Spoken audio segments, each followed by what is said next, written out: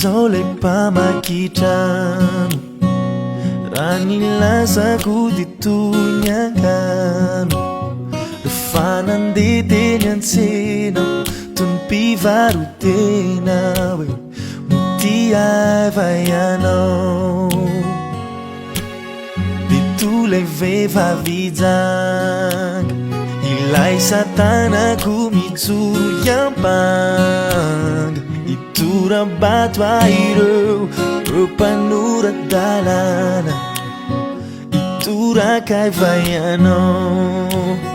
ankehitriny anefa fantatro fianao no efa ty ahy taloha Jesosy ianao ko tsy nanamelokay na firazanioty efa vitako navelanao ny eloko Jesosy ianao lay niadiko ampototry ny azo nijalinao mametrako ny fiainako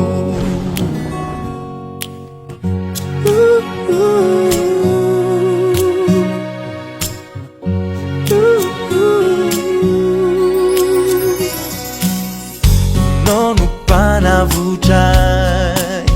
ianao ilay misolo vavahay rehefa nandray ny famonjenao vita fanekena zay no azo ekena ankehitriny anefa fantatro fianao no efa ty ahy taloha Jesosy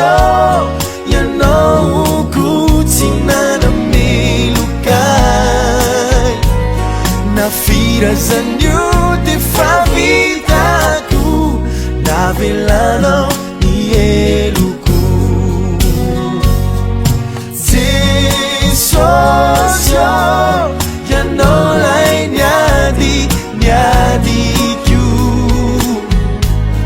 ampototry ny azo nijalinao mametrako ny fiainako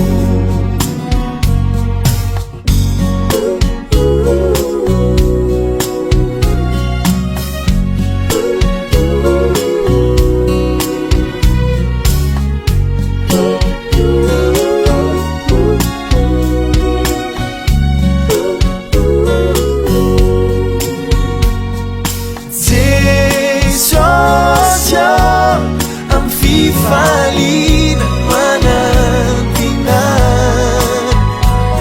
refeo amin'ny andro ny fitsara ampandroso ahy ao an-tanan Jesosy amin'ny fifaliana manantinan refeo amin'ny andro ny fitsara ampandroso ahy ao an-tanan ampandroso ahy ao an-tanan no ampandroso ahy ao an-tanan